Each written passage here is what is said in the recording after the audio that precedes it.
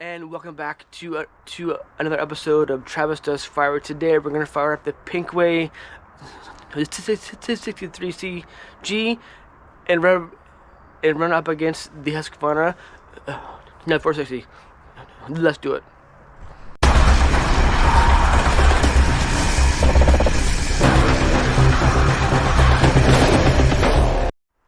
So before I get into the actual test, I wanted to do a little follow-up on the previous video here, which you saw, that got a lot of attention and a whole bunch of comments, both negative and positive and neutral. Some hateful comments. It is what it is.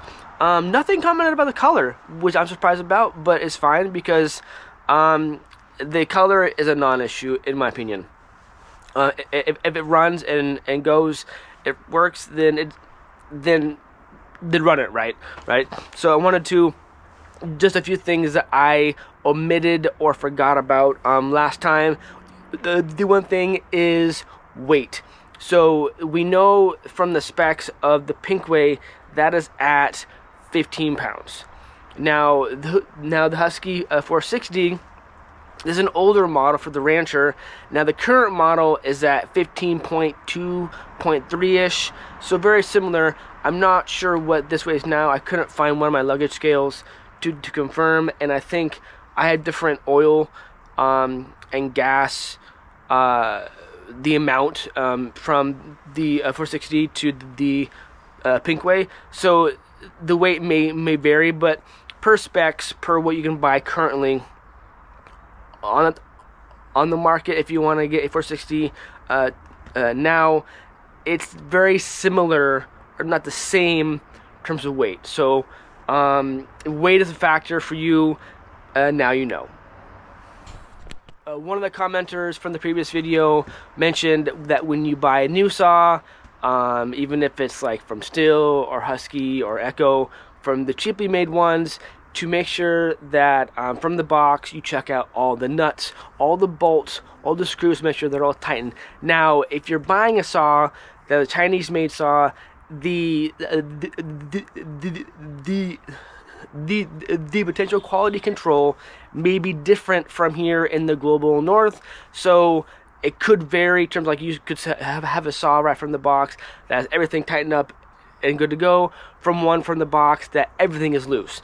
And you do not want to lose these small parts, because to get them replaced may be impossible, or you can't find the right thread count at the local hardware store, or just easier just to tighten them, take a few minutes and tighten them all up, and that way you know they're all tightened. And then from here on out, every other gas, take a few minutes again and tighten them up again, make sure that they're all secure, because we don't want to lose parts. And because if we lose parts and we're in the field or in the woods or in the yard and lose something, and that one little small nut or bolt, it will hold something together, and then that's now loose or missing, and then we can't run. And that's a bummer. So just wanted to point that out. I wanted to, and I was debating even mentioning this, but one of the commenters mentioned my comment in the video about, or he responded to the comment in my video about not wanting to add fuel to a hot saw. That arborists and tree fallers do that all the time. They have one saw and they go. Well, I mean, if you're in the field going full blast and you have one saw, yeah, keep cutting. But I think that there's a rule of thumb that each time you run out of gas, you will fill up the gas and fill up the bar oil at the same time, and then you would ideally sharpen the chain, or at least to check it to make sure that it's good to go, right?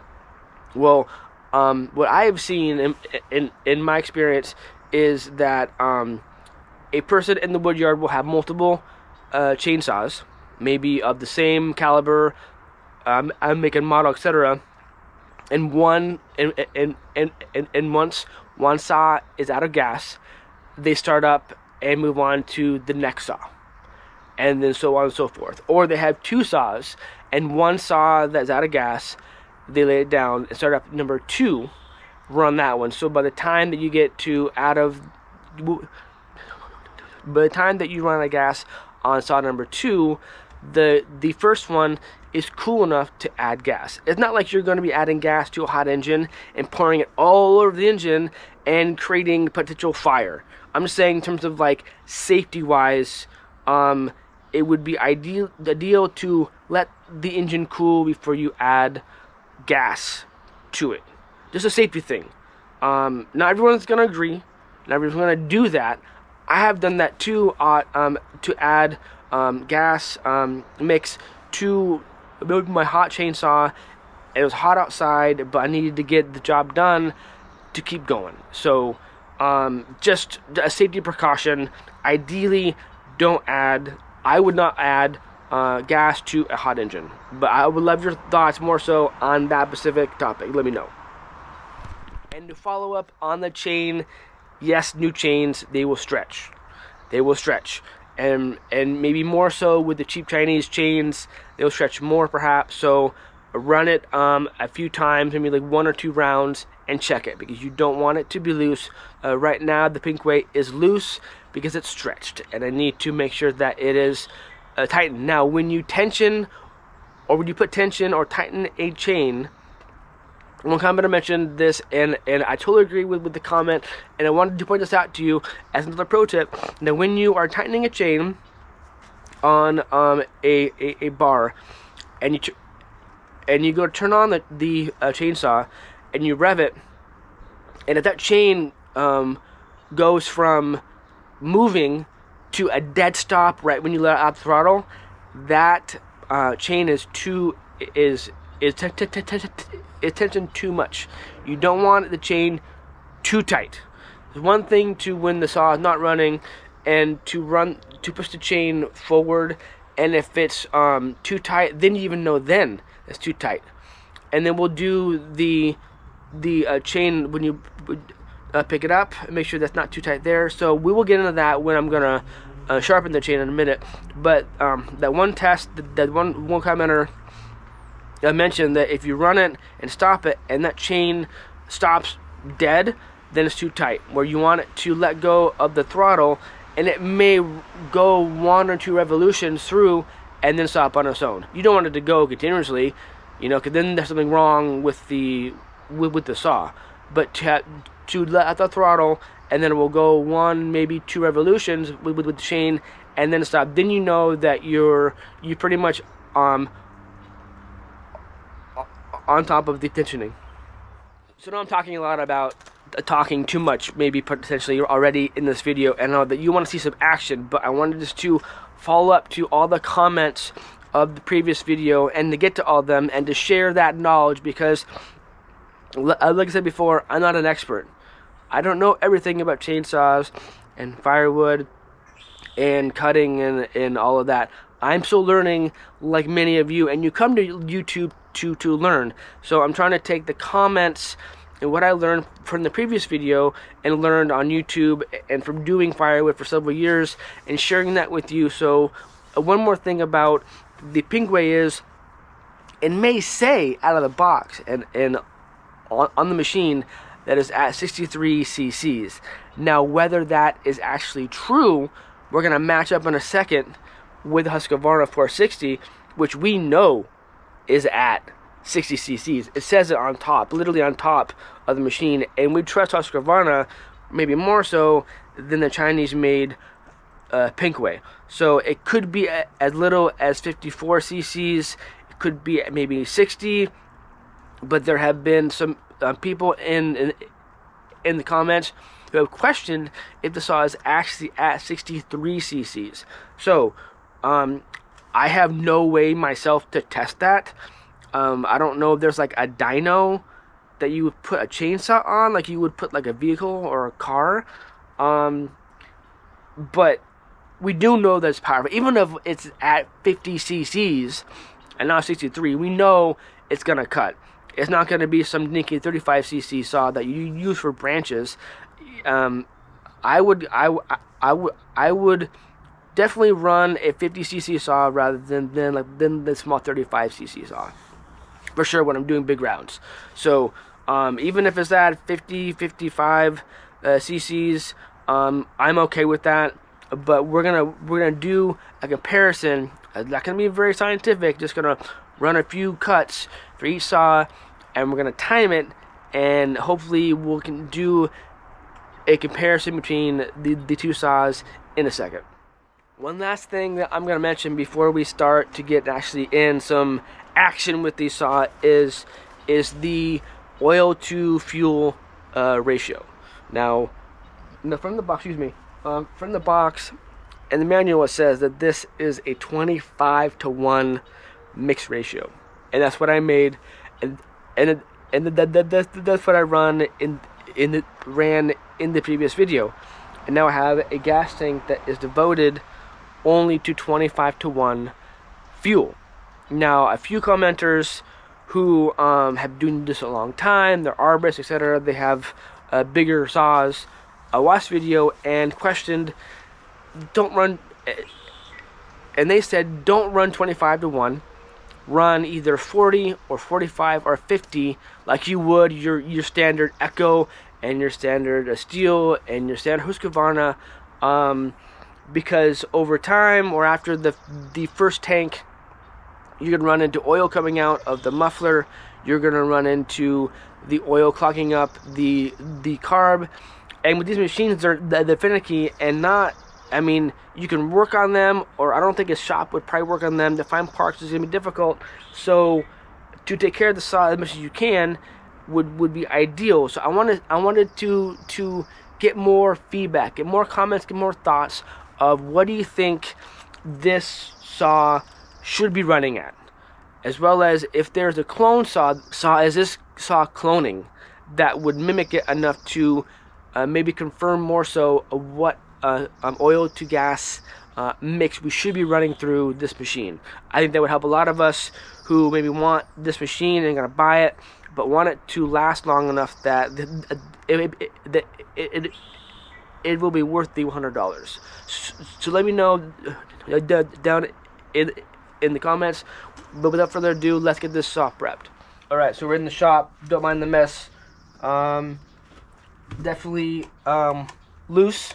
So let's get this chain tightened up before we can sharpen it.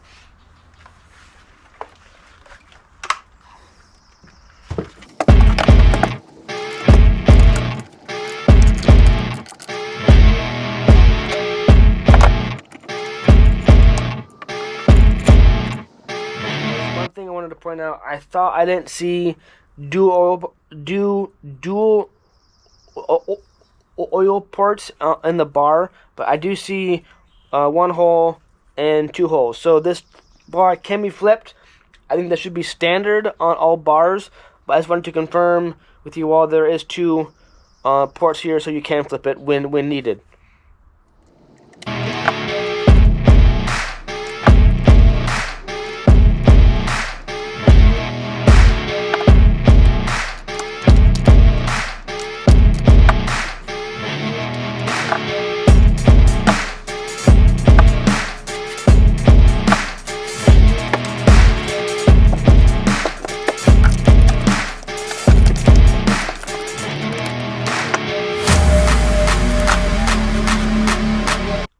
Bar is back on, so you don't need to take off the bar and the clutch cover. I just did that to confirm if I had two oil ports in the bar, so I can flip it. So that's why I did that, but you don't have to do that to tighten it. To take off the two bolts, or not take them off, but to loosen them, and then to add to the tension on the bar, and then when it's good to go, then you tighten the bolts, and then to check it, right? So to check it, again, putting on our gloves, we're going to make sure that we can to push it forward, and it's not difficult to do. Like, it will go easy, as well as to pick it up, and we can maybe slide like a nickel or so below the chain on the bar, so it's tight enough. So that feels pretty good. So now I'm going to sharpen the chain using the same file I use as my 460. I'm going to put it in my handy dandy, I don't know if you see this or not, my homemade vise right here. That's I made that for an episode. You have it right here if you want to see that. So sharpen this real quick, And I'll probably bring you in for that too, so you can see what the new chain looks like after a few rounds, and see how easy it is to sharpen. I'm sure this is going to be very soft metal, but how about we check it out together? Right, I hope you all can see this. Just my little C-clamp vise to clamp the bar onto my work table. Nothing too fancy. If it works, it works. So just a little finicky to make sure the chain won't hit the actual vise. Nope, too low again. So this may take a few tries, but it's not too bad. All right, so awesome. So from there, I'm going to mark a chain, Sharpie, and I think you can see that.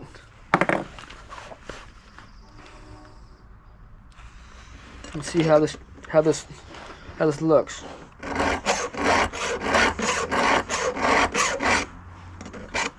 Not too bad. That seems to be catcall sharp, and that gullet will be better as I go forward, or as I use this chain. I didn't run it very much in the previous video, literally only like 3 rounds. So, but I know a lot of people, they want to sharpen their chains right when they get them on their bar, new chains, which I get. But I think it's good to see what the new chain can do from the box. Just a few strokes, check it. Again, I'm not wearing gloves. I know I should. And you can critique my filing method. That's fine. I'm not a very good filer. If you want to learn how to file, go to Buck and Billy Ray. He seems to be the expert on many things, including hand filing. I want to try using a Dremel tool. I have one. I bought it for my chains. I just haven't bought tips for it and used it yet. So maybe we'll do that on another episode. Yeah, just lightly, just a little touch up on it. I'm sure in time. It doesn't need a full-blown, like, several stroke sharpen, I don't think, in my opinion. The gullet seems to be okay right now, so we're just gonna leave it. And then as it gets dull, the gullet will improve on its own.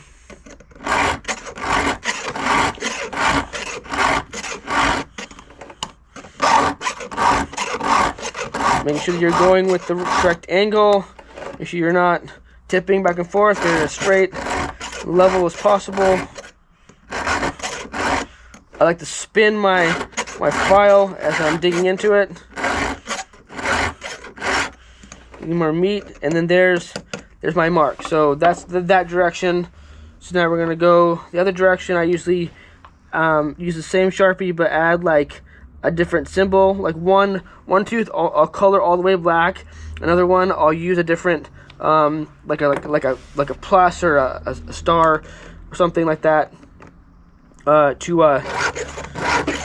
mark it, so I know which one I ended with or started with.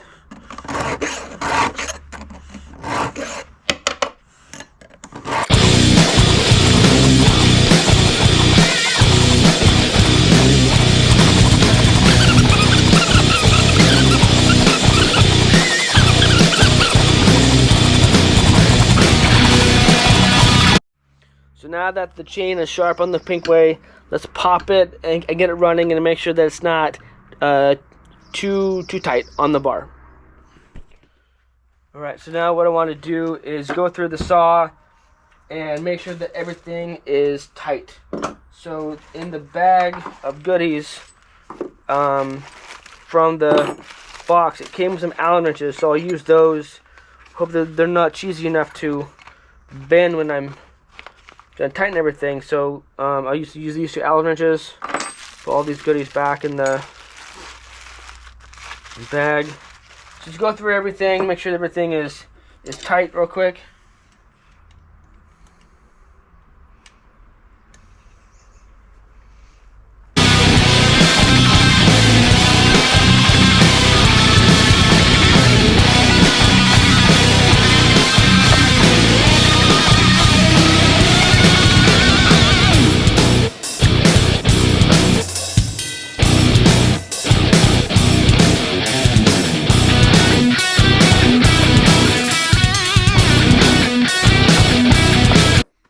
Alright, now that the Pinkway is all tightened up, buttoned up, and sharp and tight, and we're good to go.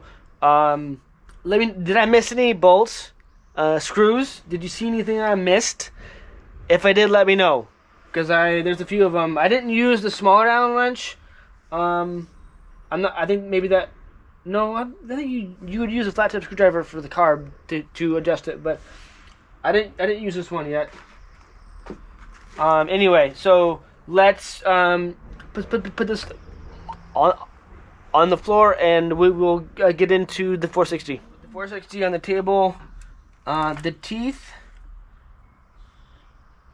feel and look pretty good, so I'm not going to touch them for this demo, but the chain is loose, so we're going to tighten up the chain real quick.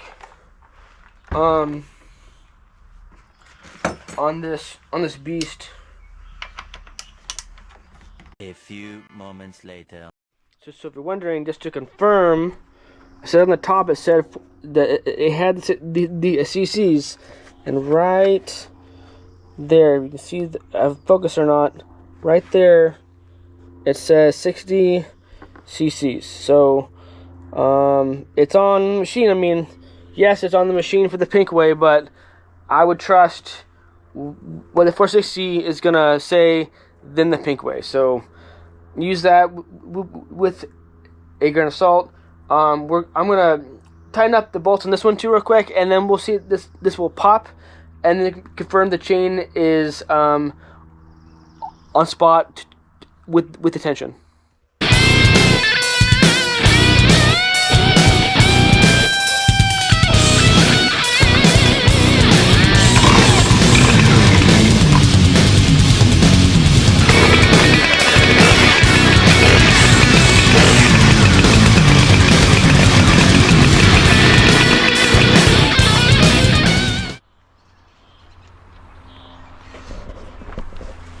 Alright, so what we have here is a log ready to be cut up. It's kind of like curved, so I'm just gonna cut into this a few times, make some small cookie pieces, and we'll do a timer and race the 460 versus the 63 ACG, and I hope this works. Both saws are sharp. They're tightened, ready to go. They're full. So yeah, we'll just cut into this a few times and do a time comparison. I hope I can work some magic with the editing and kind of do them side by side, and we'll get more of an idea of if the Pinkway is at the same CCs more or less with the 460.